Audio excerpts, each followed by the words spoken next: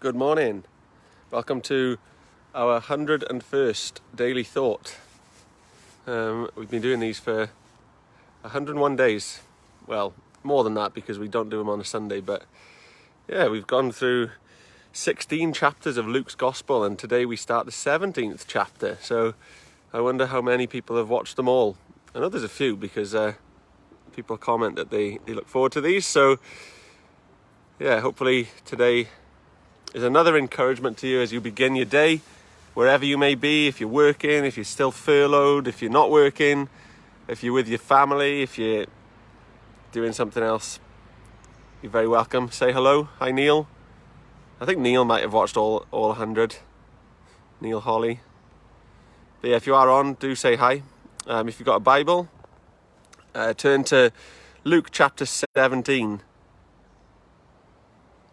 And we're going to be reading, from there, from verses 1 through to 10. So Luke 17, verses 1 through to 10. Let's read. It says this: Jesus said to his disciples, "Things that cause people to stumble are bound to come, but woe to anyone through whom they come. It would be better for them to be thrown into the sea with a millstone tied around their neck than to cause one of these little ones to stumble.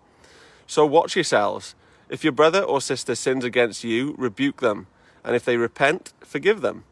Even if they sin against you 7 times in a day, and 7 times come back to you saying, 'I repent,' you must forgive them." The apostles said to the Lord, "Increase our faith." He replied, "If you have faith as small as a mustard seed, you can say to this mulberry tree, 'Be uprooted and planted in the sea,' and it will obey you. Suppose one of you has a servant ploughing or looking after the sheep. Will he say to the servant when he comes in from the field, 'Come along now and sit down to eat'? Won't he rather say, 'Prepare my supper, get yourself ready, and wait on me while I eat and drink? After that you may eat and drink'? Will he thank the servant because he did what he was told to do? So you also, when you have done everything you were told to do, should say, 'We are unworthy servants, we have only done our duty.'"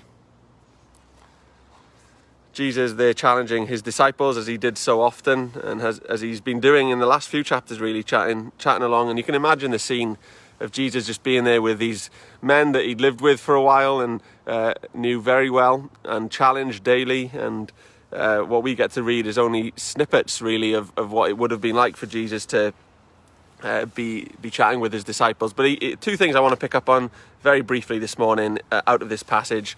The first one being, he challenges people that there will no doubt be things that will cause us to stumble, cause us to fail, cause us to sin.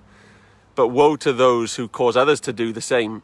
Woe to those who bring sin with them into other people's lives. And he says it's better for that person to be have a millstone tied around their neck and thrown into the sea than to cause any of the little ones, he calls them. But basically what he's saying is anyone who causes other people to stumble, woe be them type of thing, and how important it is to make sure that yes, we will sin, yes, we'll make mistakes, yes, we'll do things that we shouldn't, but it's absolutely vital that we don't lead others into sin as well. Jesus was really, really key on that. And secondly then, there is so much stuff in these 10 verses that we could focus on, but the second thing is when he talks about forgiveness. He says if somebody sins against you, rebuke them. If they do something that they shouldn't do, absolutely rebuke them, and if they repent, forgive them. Even if they sin against you 7 times in a day and 7 times they come back to you to say, "Forgive me," then you must forgive them. And I believe that there are so many people that struggle with forgiveness because it's a really hard thing to do, because people do hurt us. People fail against us. People do things that are really hurtful, not just little things, but big things. And sometimes it can be really difficult to forgive. But I want to encourage you today that sometimes it's not through our own strength that we can forgive. And you might have to just say, "God, please help me to forgive that person. I really want to, but I find it really hard to do so." And I believe that God will help you do that. So if you're in that boat today and you're feeling like you need to forgive, how about asking God to help you to do that and then act upon it, whatever that may be. If you need to say to somebody, "Look, I forgive you for what you did," or maybe you need to be forgiven as well by somebody else and you need to say sorry. I'm not sure. But anyway, Luke 17, 1 to 10 is what we read. If you didn't get a chance to read that, read it again. I hope that's encouraged you this morning. Have a great day, and we shall see you the same time tomorrow.